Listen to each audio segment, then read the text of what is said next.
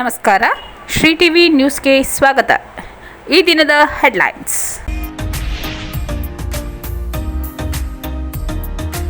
ಮಾದಕ ವಸ್ತುಗಳ ಬಗ್ಗೆ ಅರಿವು ಜಾಥಾಗೆ ಚಾಲನೆ.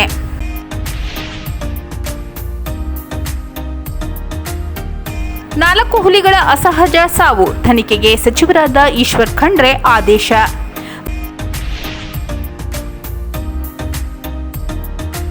ಭೂಸ್ವಾಧೀನ ವಿರೋಧಿಸಿ ನಡೆದ ಚಳವಳಿಯಲ್ಲಿ ಧರಣಿ ನಿರತರ ಮೇಲೆ ದೌರ್ಜನ್ಯ ಖಂಡಿಸಿ ರೈತ ಸಂಘದಿಂದ ನಗರದಲ್ಲಿಂದು ಪ್ರತಿಭಟನೆ. ಕನ್ನಡ ಸಾಹಿತ್ಯದ ಬಗ್ಗೆ ಕುತೂಹಲವಿದ್ದಾಗ ಮಾತ್ರ ಪೂರ್ಣ ಪ್ರಮಾಣದಲ್ಲಿ ಅಧ್ಯಯನ ಮಾಡಲು ಸಾಧ್ಯ. ಆರ್ ದಿಲೀಪ್ ಕುಮಾರ್. ಹೊಮ್ಮ ಶಾಲೆಗೆ ಮಾಜಿ ಶಿಕ್ಷಣ ಸಚಿವ ಬಿಜೆಪಿ ರಾಜ್ಯ ಉಪಾಧ್ಯಕ್ಷ ಎನ್ ಮಹೇಶ್ ಭೇಟಿ. ಟಿ ನರಸೀಪುರದಲ್ಲಿ ಬೆಳ್ಳಂಬೆಳಗ್ಗೆ ಗರ್ಜಿಸಿದ ಜೆಸಿಬಿಗಳು. ಮಾದಕ ವಸ್ತುಗಳ ಬಗ್ಗೆ ಅರಿವು ಜಾಥಾಗೆ ಚಾಲನೆ. ನಗರದ ಶ್ರೀ ಚಾಮರಾಜೇಶ್ವರ ದೇವಸ್ಥಾನದ ಮುಂಭಾಗ ಜಿಲ್ಲಾ ಪೊಲೀಸ್ ಇಲಾಖೆ ವತಿಯಿಂದ ಮಾದಕ ವಸ್ತುಗಳ ಬಗ್ಗೆ ಅರಿವು ಜಾಥಾಕ್ಕೆ ಚಾಲನೆ ನೀಡಿ ಮಾತನಾಡಿದ ಜಿಲ್ಲಾ ಪೊಲೀಸ್ ವರಿಷ್ಠಾಧಿಕಾರಿ ಡಾಕ್ಟರ್ ಬಿಟಿ ಕವಿತಾ ರವರು, ಮಾದಕ ವಸ್ತುಗಳಿಗೆ ಜಗತ್ತಿನಲ್ಲಿ ಸಾಕಷ್ಟು ಯುವ ಜನತೆ ಬಲಿಯಾಗುತ್ತಿದ್ದಾರೆ. ಇದರಿಂದ ಅವರ ಕುಟುಂಬ, ಸಮಾಜ ಹಾಗೂ ದೇಶಕ್ಕೆ ಮಾರಕವಾಗುತ್ತಿದೆ ಎಂದು ತಿಳಿಸಿದರು. ಆದ್ದರಿಂದ ಯುವ ಜನತೆಯನ್ನು ಈ ಡ್ರಗ್ಸ್ನಿಂದ ದೂರ ಇರಬೇಕೆಂಬ ನಿಟ್ಟಿನಲ್ಲಿ ಇಂತಹ ಕಾರ್ಯಕ್ರಮ ಆಯೋಜನೆ ಮಾಡಲಾಗುತ್ತಿದೆ. ಅಲ್ಲದೆ ಜಿಲ್ಲೆಯ ಪ್ರೌಢಶಾಲೆ ಹಾಗೂ ಕಾಲೇಜು ಹಂತದಲ್ಲಿ ಪ್ರಬಂಧ ಸ್ಪರ್ಧೆ ಆಯೋಜನೆ ಮಾಡಿ ವಿಜೇತರಾದ ಮಕ್ಕಳಿಗೆ ತಾಲೂಕು ಮಟ್ಟದಲ್ಲಿ ಬಳಿಕ ಜಿಲ್ಲಾ ಮಟ್ಟದಲ್ಲಿ ಸ್ಪರ್ಧೆ ನಡೆಸಿ ಬಹುಮಾನ ವಿತರಣೆ ಮಾಡಲಾಗುತ್ತಿದೆ ಎಂದರು. ಸಮಾಜ ಕಟ್ಟುವ ನಿಟ್ಟಿನಲ್ಲಿ ಶಕ್ತಿ ವ್ಯಯ ಆಗಬೇಕೆಂಬುದು ಪೊಲೀಸ್ ಇಲಾಖೆ ಅಭಿಲಾಷೆ. ಅಷ್ಟೇ ಅಲ್ಲದೆ ಎಲ್ಲ ಠಾಣಾ ವ್ಯಾಪ್ತಿಯ ಆಯಾ ಗ್ರಾಮಗಳಲ್ಲಿ ಜಾಗೃತಿ ಮೂಡಿಸಲಾಗುತ್ತಿದೆ ಎಂದರು. ಹೆಚ್ಚುವರಿ ಜಿಲ್ಲಾ ಪೊಲೀಸ್ ವರಿಷ್ಠಾಧಿಕಾರಿ ಎಂಎನ್ ಶಶಿಧರ್ ಮಾತನಾಡಿ, ಮಾದಕ ವ್ಯಸನವನ್ನು ತಡೆಗಟ್ಟಲು ಈ ದಿನಾಚರಣೆಯನ್ನು ಜಾಥಾ ಮಾಡುವ ಮೂಲಕ ಆಚರಿಸಲಾಗುತ್ತಿದೆ. ಇದರಿಂದ ಯುವ ಸಮೂಹ ಒಗ್ಗಟ್ಟಾಗಿ ಅದನ್ನು ತಡೆಯಲು ಸಂಕಲ್ಪ ಮಾಡಬೇಕು ಎಂದರು. ನಗರದ ಪ್ರಮುಖ ರಸ್ತೆಗಳಲ್ಲಿ ಜಾಥಾ ಸಾಗಿದ್ದು, ಜಾಥಾದಲ್ಲಿ ಸೆಂಟ್ ಠಾಣೆಯ ಡಿವೈಎಸ್ಪಿ ಪವನ್ ಕುಮಾರ್, ಲಕ್ಷ್ಮಯ್ಯ, ಇನ್ಸ್ಪೆಕ್ಟರ್ ಸಾಗರ್ ಸೇರಿದಂತೆ ಇತರರು ಭಾಗವಹಿಸಿದ್ದರು. ನಾಲ್ಕು ಹುಲಿಗಳ ಅಸಹಜ ಸಾವು, ತನಿಖೆಗೆ ಸಚಿವರಾದ ಈಶ್ವರ್ ಖಂಡ್ರೆ ಆದೇಶ.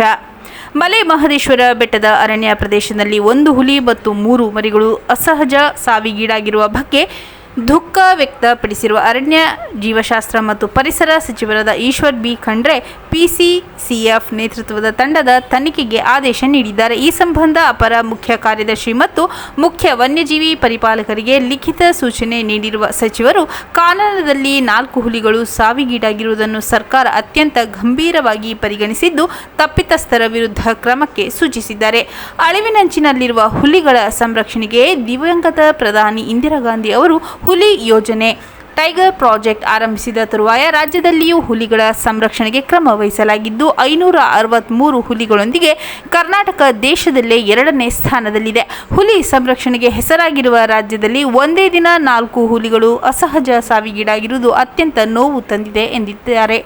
ಕೂಡಲೇ ಪ್ರಧಾನ ಮುಖ್ಯ ಅರಣ್ಯ ಸಂರಕ್ಷಣಾಧಿಕಾರಿಗಳ ನೇತೃತ್ವದಲ್ಲಿ ತಂಡ ರಚಿಸಿ ತನಿಖೆ ಕೈಗೊಂಡು ಅರಣ್ಯ ಸಿಬ್ಬಂದಿ ನಿರ್ಲಕ್ಷ್ಯ ಇದ್ದರೆ ಅವರ ವಿರುದ್ಧ ಅಥವಾ ವಿದ್ಯುತ್ ಸ್ಪರ್ಶ, ವಿಷ ಪ್ರಾಶನ ಇತ್ಯಾದಿ ಸಾವಿಗೆ ಕಾರಣವಾಗಿದ್ದರೆ ಅದಕ್ಕೆ ಕಾರಣರಾದವರ ವಿರುದ್ಧ ಕ್ರಿಮಿನಲ್ ಪ್ರಕರಣ ದಾಖಲಿಸಿ ಕ್ರಮ ವಹಿಸುವಂತೆ ಮತ್ತು 3 ದಿನದ ಒಳಗಾಗಿ ವರದಿ ಸಲ್ಲಿಸುವಂತೆ ಸಚಿವರು ಸೂಚಿಸಿದ್ದಾರೆ. ಭೂಸ್ವಾಧೀನ ವಿರೋಧಿಸಿ ನಡೆದ ಚಳವಳಿಯಲ್ಲಿ ಧರಣಿ ನಿರತರ ಮೇಲೆ ದೌರ್ಜನ್ಯ ಖಂಡಿಸಿ ರೈತ ಸಂಘದಿಂದ ನಗರದಲ್ಲಿಂದು ಪ್ರತಿಭಟನೆ. ದೇವನಹಳ್ಳಿ ತಾಲೂಕಿನಲ್ಲಿ ಅಕ್ರಮ ಭೂಸ್ವಾಧೀನ ವಿರೋಧಿಸಿ ನಡೆದ ಚಳವಳಿಯಲ್ಲಿ ಧರಣಿ ನಿರತರ ಮೇಲೆ ದೌರ್ಜನ್ಯ ನಡೆಸಿ ಬಂಧಿಸಿರುವ ಕ್ರಮ ಖಂಡಿಸಿ ಕರ್ನಾಟಕ ರಾಜ್ಯ ರೈತ ಸಂಘದ ಜಿಲ್ಲಾ ಘಟಕದ ವತಿಯಿಂದ ನಗರದಲ್ಲಿಂದು ಪ್ರತಿಭಟನೆ ನಡೆಯಿತು. ನಗರದ ಜನರ ಮಂಟಪದ ಬಳಿ ಜಮಾಯಿಸಿದ ಪ್ರತಿಭಟನಾಕಾರರು ಅಲ್ಲಿಂದ ಮೆರವಣಿಗೆಯಲ್ಲಿ ಪಚ್ಚಪ್ಪ ವೃತ್ತ, ಬೀರಾಚಯ್ಯ ಜೋಡಿ ರಸ್ತೆ ಮೂಲಕ ಜಿಲ್ಲಾಡಳಿತ ಭವನಕ್ಕೆ ತೆರಳಿ ಪ್ರತಿಭಟನೆ ನಡೆಸಿದರು. ರಾಜ್ಯ ಸರ್ಕಾರದ ವಿರುದ್ಧ ಘೋಷಣೆ ಕೂಗಿ ಆಕ್ರೋಶ ಹೊರಹಾಕಿದರು. ದೇವನಹಳ್ಳಿ ತಾಲೂಕಿನಲ್ಲಿ ಕೆಐಎಡಿಬಿ ನಡೆಸುತ್ತಿರುವ ಅಕ್ರಮ ಭೂಸ್ವಾಧೀನ ವಿರೋಧಿಸಿ ನಿನ್ನೆ ನಡೆದ ಚಳವಳಿಯಲ್ಲಿ ಯಾವುದೇ ಮುನ್ಸೂಚನೆ ನೀಡದೆ ಕರ್ತವ್ಯ ಲೋಪವೆಸಗಿ ಅಕ್ರಮ ಮತ್ತು ಅಮಾನುಷವಾಗಿ ದೌರ್ಜನ್ಯ ನಡೆಸಿ ಧರಣಿ ನಿರತರ ರೈತರನ್ನು ಬಂಧಿಸಿರುವುದು ಖಂಡನೀಯ ಎಂದರು. ಪೊಲೀಸ್ ಉಪ ಆಯುಕ್ತ ಸಚಿತ್ ಕುಮಾರ್ ಅವರನ್ನೇ ಕೂಡಲೇ ಅಮಾನತು ಮಾಡಬೇಕು. ಚನ್ನರಾಯಪಟ್ಟಣ ಹೋಬಳಿ 13 ಹಳ್ಳಿಗಳ ಭೂಸ್ವಾಧೀನ ಪ್ರಕ್ರಿಯೆಯನ್ನು ಸಂಪೂರ್ಣವಾಗಿ ಕೈಬಿಟ್ಟು ಅಲ್ಲಿನ ರೈತರ ಭೂಮಿಯನ್ನು ಅವರಿಗೆ ಉಳಿಸಬೇಕು. ಈ ಸಂಬಂಧ ಮುಖ್ಯಮಂತ್ರಿಗಳು ಸಭೆ ಕರೆದು ಸಮಸ್ಯೆ ಬಗೆಹರಿಸಬೇಕೆಂದು ಒತ್ತಾಯಿಸಿದರು. ಪ್ರತಿಭಟನೆಯಲ್ಲಿ ಸಂಘದ ಚಿನ್ನಸ್ವಾಮಿ, ಶಿವಪುರ ಮಹದೇವಪ್ಪ, ಲೋಕೇಶ್ ಸೇರಿದಂತೆ ಇತರರು ಭಾಗವಹಿಸಿದ್ದರು. ಸಾಹಿತ್ಯದ ಬಗ್ಗೆ ಕುತೂಹಲವಿದ್ದಾಗ ಮಾತ್ರ ಪೂರ್ಣ ಪ್ರಮಾಣದಲ್ಲಿ ಅಧ್ಯಯನ ಮಾಡಲು ಸಾಧ್ಯ. ಆರ್ ದಿಲೀಪ್ ಕುಮಾರ್. ನಗರದ ಜಿಲ್ಲಾ ಕಾರ್ಯನಿರತ ಪತ್ರಕರ್ತರ ಸಂಘದ ಕಚೇರಿ ಸಭಾಂಗಣದಲ್ಲಿ ನಡೆದ ಸಂವಾದದಲ್ಲಿ ಮಾತನಾಡಿದ ಕೇಂದ್ರ ಸಾಹಿತ್ಯ ಅಕಾಡೆಮಿ ಯುವ ಪ್ರಶಸ್ತಿ ಪುರಸ್ಕೃತ ಆರ್ ದಿಲೀಪ್ ಕುಮಾರ್ ರವರು, ನಾನು ಮೂಲತಃ ಚಾಮರಾಜನಗರದವನಾಗಿದ್ದು ಪೇಟೆ ಪ್ರೈಮರಿ ಶಾಲೆಯಲ್ಲಿ ಪ್ರಾಥಮಿಕ ಶಿಕ್ಷಣ, ಪ್ರೌಢಶಾಲೆ ಹಾಗೂ ಸ್ನಾತಕೋತ್ತರ ಶಿಕ್ಷಣವನ್ನು ಜೆಎಸ್ಎಸ್ ಕಾಲೇಜಿನಲ್ಲಿ ಮುಗಿಸಿದೆ. ನನ್ನ ಮಾವನ ಮನೆಯಲ್ಲಿನ ಗ್ರಂಥಾಲಯ ನೋಡಿ ಪುಸ್ತಕಗಳನ್ನು ಓದುವ ಆಸಕ್ತಿ ಬೆಳೆಯಿತು. ನನ್ನ ತಂದೆ ತಾಯಿ ಇಬ್ಬರು ಉತ್ತಮ ಓದುಗರು. ತಾಯಿಯಿಂದ ಸಂಗೀತ ಸಾಹಿತ್ಯದ ಒಲವು ಬಂದಿತು. ವಿದ್ವಾಂಸರಾದ ವೆಂಕಟಾಚಲ ಶಾಸ್ತ್ರಿ, ಪಂಡಿತಾರಾಧ್ಯ, ಡಾಕ್ಟರ್ ತಾರಾನಾಥ್, ಪ್ರೊಫೆಸರ್ ನಾಗಭೂಷಣ ಸೇರಿದಂತೆ ಮುಂತಾದ ವಿದ್ವಾಂಸರು ನನ್ನ ಮೇಲೆ ಅನೇಕ ಪ್ರಭಾವ ಬೀರಿದರು. ನನ್ನ ಕೃತಿ ಪಚ್ಚೆಯ ಜಗುಲಿ ವಿಮರ್ಶಾ ಕೃತಿಗೆ ಕೇಂದ್ರ ಸಾಹಿತ್ಯ ಅಕಾಡೆಮಿ ಯುವ ಪ್ರಶಸ್ತಿ ಬಂದಿರುವುದು ಆಶ್ಚರ್ಯವನ್ನುಂಟು ಮಾಡಿದೆ. ಪ್ರಶಸ್ತಿ ನಿರೀಕ್ಷೆ ಇರಲಿಲ್ಲ. ವಿಮರ್ಶೆಗೆ ಕನ್ನಡದಲ್ಲಿ ಮೊದಲ ಪ್ರಶಸ್ತಿ ಇದಾಗಿದೆ. ಪ್ರಶಸ್ತಿ ಬಂದಾಗ ಮನೆಯಲ್ಲಿ ಖುಷಿ ಪಟ್ಟರು. ಕವಿತೆಯಿಂದ ಶುರುವಾದ ನನ್ನ ಕಾಯಕ ವಿಮರ್ಶೆ ಕಡೆ ಹೊರಳುವಂತೆ ಮಾಡಿತು. ಹಿರಿಯ ವಿದ್ವಾಂಸರ ವಿಮರ್ಶೆಗಳನ್ನು ಓದಿದ ಪರಿಣಾಮ ವಿಮರ್ಶೆಯಲ್ಲಿ ಸಾಧನೆ ಮಾಡಲು ಸಾಧ್ಯವಾಯಿತು ಎಂದರು. ಹಳೆಯ ಕನ್ನಡದ ಪಂಪ, ಕುಮಾರವ್ಯಾಸ, ಅಲ್ಲಮ ಪ್ರಭು, ಬಸವಣ್ಣ, ನೀಲಾಂಬಿಕೆ, ಅಕ್ಕ ಮಹಾದೇವಿ ಹಾಗೂ ಕುವೆಂಪು, ಬೇಂದ್ರೆ, ಮಾಸ್ತಿ, ಅಡಿಗರು ನನ್ನ ನೆಚ್ಚಿನ ಕವಿಗಳು. ಅವರ ಅನೇಕ ಕೃತಿಗಳನ್ನು ಅಧ್ಯಯನ ಮಾಡಿದ್ದೇನೆ. ಪ್ರತಿದಿನ ಮನಸ್ಸು ಬದಲಾದಂತೆ ಕವಿತೆ ಕೂಡ ಬದಲಾಗುತ್ತದೆಂದು ಹೇಳಿದರು. ಸಂವಾದದಲ್ಲಿ ಜಿಲ್ಲಾ ಕಾರ್ಯನಿರತ ಪತ್ರಕರ್ತರ ಸಂಘದ ಅಧ್ಯಕ್ಷ ದೇವರಾಜ್ ಕಪ್ಸೋಗೆ, ಪ್ರಧಾನ ಕಾರ್ಯದರ್ಶಿ ಲಕ್ಕೂರ್ ಪ್ರಸಾದ್ ಉಪಸ್ಥಿತರಿದ್ದರು. ಹೊಮ್ಮ ಶಾಲೆಗೆ ಮಾಜಿ ಶಿಕ್ಷಣ ಸಚಿವ ಬಿಜೆಪಿ ರಾಜ್ಯ ಉಪಾಧ್ಯಕ್ಷ ಎನ್ ಮಹೇಶ್ ಭೇಟಿ. ಚಾಮರಾಜನಗರ ಜಿಲ್ಲೆ ಹೊಮ್ಮ ಗ್ರಾಮದ ಸರ್ಕಾರಿ ಶಾಲೆಯಲ್ಲಿ ಬಿಸಿಯೂಟಕ್ಕೆ ದಲಿತ ಮಹಿಳೆಯನ್ನು ನೇಮಕ ಮಾಡಿದ್ದಕ್ಕೆ ಪೋಷಕರು ತಮ್ಮ ಮಕ್ಕಳನ್ನು ಶಾಲೆ ತೋರಿಸಿ ಬೇರೆ ಶಾಲೆಗೆ ದಾಖಲಿಸುತ್ತಿದ್ದಾರೆಂದು ಮಾಧ್ಯಮಗಳಲ್ಲಿ ಸುದ್ದಿ ಪ್ರಸಾರವಾಗಿತ್ತು. ಈ ಹಿನ್ನೆಲೆ ಮಾಜಿ ಶಿಕ್ಷಣ ಸಚಿವ ಹಾಗೂ ಬಿಜೆಪಿ ರಾಜ್ಯ ಉಪಾಧ್ಯಕ್ಷ ಎನ್ ಮಹೇಶ್ ಭೇಟಿ ನೀಡಿ ಶಾಲೆಯ ಬಗ್ಗೆ ಸಂಪೂರ್ಣ ಮಾಹಿತಿ ಪಡೆದರು. ಈ ವೇಳೆ ಮಾತನಾಡಿದ ಅವರು, ಕೊಳ್ಳೇಗಾಲ ವಿಧಾನಸಭಾ ಕ್ಷೇತ್ರದ ಹೊಮ್ಮ ಗ್ರಾಮದಲ್ಲಿರುವ ಹಿರಿಯ ಪ್ರಾಥಮಿಕ ಶಾಲೆಯಲ್ಲಿ ಮಧ್ಯಾಹ್ನದ ಬಿಸಿಯೂಟ ಮಾಡುವ ವಿಚಾರ ನಡೆದಿದೆ ಎನ್ನಲಾದ ಅಸ್ಪೃಶ್ಯತೆ ಆಚರಣೆ ಕುರಿತು ವಿಷಯ ತಿಳಿದುಕೊಳ್ಳಲು ಇಂದು ಶಾಲೆಗೆ ಭೇಟಿ ನೀಡಿದ್ದೇನೆ. ಗ್ರಾಮದ ಎಲ್ಲ ಸಮುದಾಯದ ಮುಖಂಡರು ಮತ್ತು ಶಾಲೆಯ ಶಿಕ್ಷಕರ ಸಮ್ಮುಖದಲ್ಲಿ ಚರ್ಚಿಸಿದಾಗ ಶಾಲೆಯಲ್ಲಿ ಅಂತಹ ಘಟನೆ ನಡೆದಿಲ್ಲ. ಮಕ್ಕಳನ್ನು ಬೇರೆ ಶಾಲೆಗೆ ಸೇರಿಸಿದ್ದು ಶಾಲೆಯ ಇಬ್ಬರು ಶಿಕ್ಷಕರು ಸರಿಯಾಗಿ ಪಾಠ ಮಾಡುತ್ತಿಲ್ಲ ಎಂಬ ಕಾರಣಕ್ಕೆ. ಈಗ ಇಬ್ಬರು ಶಿಕ್ಷಕರು ವರ್ಗಾವಣೆಗೊಂಡಿರುವುದರಿಂದ ಪೋಷಕರು ವಿದ್ಯಾರ್ಥಿಗಳನ್ನು ಮತ್ತೆ ಶಾಲೆಗೆ ಸೇರಿಸಿಕೊಳ್ಳಬಹುದೆಂಬ ಸಲಹೆ ನೀಡಿದ್ದು ಎಲ್ಲರೂ ಸಹ ಒಪ್ಪಿಕೊಂಡಿದ್ದಾರೆ. ಮುಂದೇನಾಗುತ್ತದೆಂದು ಕಾದು ನೋಡೋಣ ಎಂದು ಹೇಳಿದರು. ಈ ಸಂದರ್ಭದಲ್ಲಿ ಗ್ರಾಮಸ್ಥರು, ಮುಖಂಡರು ಹಾಗೂ ಶಿಕ್ಷಕರು ಹಾಜರಿದ್ದರು.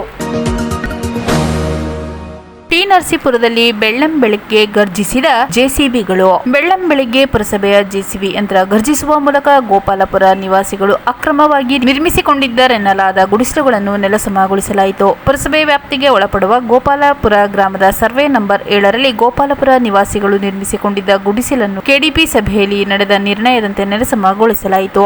ಇತ್ತೀಚೆಗೆ ಸಚಿವ ಡಾಕ್ಟರ್ ಎಚ್.ಸಿ. ಮಹದೇವಪ್ಪ ನೇತೃತ್ವದಲ್ಲಿ ಪಟ್ಟಣದ ಪುರಸಭೆ ಸಭಾಂಗಣದಲ್ಲಿ ನಡೆದ ಕೆಡಿಪಿ ಸಭೆಯಲ್ಲಿ ಗೋಪಾಲಪುರ ಗ್ರಾಮದ ಸರ್ವೆ ನಂಬರ್ 7ರಲ್ಲಿ ನಿರ್ಮಿಸಿಕೊಂಡಿದ್ದ ಅಕ್ರಮ ಗುಡಿಸಲು ನಿರ್ಮಾಣ ತೆರವುಗೊಳಿಸುವಂತೆ ನಿರ್ಣಯ ಕೈಗೊಳ್ಳಲಾಗಿತ್ತು. ಅಲ್ಲದೆ ಅಕ್ರಮ ತೆರವುಗೊಳಿಸುವಂತೆ ಜಿಲ್ಲಾಧಿಕಾರಿಗಳು ಸೂಚನೆ ನೀಡಿದ್ದ ಹಿನ್ನೆಲೆಯಲ್ಲಿ ಪುರಸಭೆ ಮುಖ್ಯಾಧಿಕಾರಿ ಬಿಕೆ ವಸಂತಕುಮಾರಿ ನೇತೃತ್ವದಲ್ಲಿ ಪುರಸಭೆ ಸಿಬ್ಬಂದಿ, ಪೊಲೀಸರ ಸರ್ಪಗಾವಲಿನಲ್ಲಿ ಅಕ್ರಮವಾಗಿ ನಿರ್ಮಾಣವಾಗಿದ್ದ ಗುಡಿಸಲನ್ನು ಬೆಳಗ್ಗೆ 6:30ರ ವೇಳೆಗೆ ಸಂಪೂರ್ಣವಾಗಿ ನೆಲಸಮಗೊಳಿಸಿ ಪುರಸಭೆ ವಶಕ್ಕೆ ತೆಗೆದುಕೊಳ್ಳಲಾಯಿತು. ಈ ವೇಳೆ ಸ್ಥಳದಲ್ಲಿದ್ದ ವಕೀಲ ಪ್ರಕಾಶ್ ಗುಡಿಸಲು ತೆರವು ಕಾರ್ಯಾಚರಣೆ ಮಾಡುವ ಮೂಲಕ ಮಾದಿಗ ಸಮುದಾಯಕ್ಕೆ ಅಧಿಕಾರಿಗಳು ಅನ್ಯಾಯ ಮಾಡುತ್ತಿದ್ದಾರೆಂದು ಆರೋಪಿಸಿದರು. ಪುರಸಭೆ ಮಾಜಿ ಅಧ್ಯಕ್ಷ ಟಿಎನ್ ನಂಜನಸ್ವಾಮಿ, ಹುಲ್ಲಳ್ಳಿ ನಾಲೆಯನ್ನು ಒತ್ತುವರಿ ಮಾಡಿ ವಾಣಿಜ್ಯ ಕಟ್ಟಡ ನಿರ್ಮಾಣ ಮಾಡಿಕೊಂಡಿದ್ದಾರಲ್ಲವೇ, ಅದನ್ನು ಬಿಟ್ಟು ದಲಿತರು ನಿರ್ಮಿಸಿಕೊಂಡಿರುವ ಗುಡಿಸಲನ್ನು ನೆಲಸಮಗೊಳಿಸಿದ್ದೀರೆಂದು ಅಧಿಕಾರಿಗಳ ವಿರುದ್ಧ ಕಿಡಿಕಾರಿದರು. ಆದರೂ ಇವರ ಮಾತಿಗೆ ಯಾವುದೇ ಮನ್ನಣೆ ಸಿಗದೆ 1 ಗಂಟೆಯ ತನಕ ನಡೆದ ಕಾರ್ಯಾಚರಣೆಯಲ್ಲಿ ಅಕ್ರಮ ಗುಡಿಸಲುಗಳನ್ನು ಜೆಸಿಬಿ ಯಂತ್ರ ನೆಲಸಮಗೊಳಿಸಿತು. ಕಾರ್ಯಾಚರಣೆ ವೇಳೆ ಗುಡಿಸಲು ನಿರ್ಮಿಸಿಕೊಂಡಿದ್ದ ಫಲಾನುಭವಿಗಳು ಸೇರಿದಂತೆ ಸಾರ್ವಜನಿಕರು ನೂರಾರು ಸಂಖ್ಯೆಯಲ್ಲಿ ಜಮಾವಣೆಗೊಂಡಿದ್ದರು. ಪುರಸಭೆ ಮುಖ್ಯಾಧಿಕಾರಿ ಬಿಕೆ ವಸಂತಕುಮಾರಿ ನೇತೃತ್ವದಲ್ಲಿ ನಡೆದ ಗುಡಿಸಲು ತೆರವು ಕಾರ್ಯಾಚರಣೆಗೆ ಪೊಲೀಸರ ಬಿಗಿ ಬಂದೋಬಸ್ತ್ ಏರ್ಪಡಿಸಲಾಗಿತ್ತು. Tahsildar TJ Suresh, SP Vishnuvardhan, DYSP Raghu, CPI Dhananjay, Manoj Kumar, Anand Kumar, PSI Jagadish Dolshetti ಈ ವೇಳೆ ಹಾಜರಿದ್ದು ತೆರವು ಕಾರ್ಯಾಚರಣೆಗೆ ಬಂದೋಬಸ್ತ್ ಒದಗಿಸಿದ್ದರು. ಮತ್ತೊಮ್ಮೆ ಮುಖ್ಯಾಂಶಗಳು.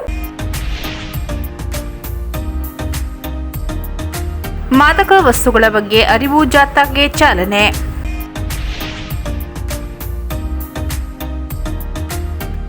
ನಾಲ್ಕು ಹುಲಿಗಳ ಅಸಹಜ ಸಾವು, ತನಿಖೆಗೆ ಸಚಿವರಾದ ಈಶ್ವರ್ ಖಂಡ್ರೆ ಆದೇಶ.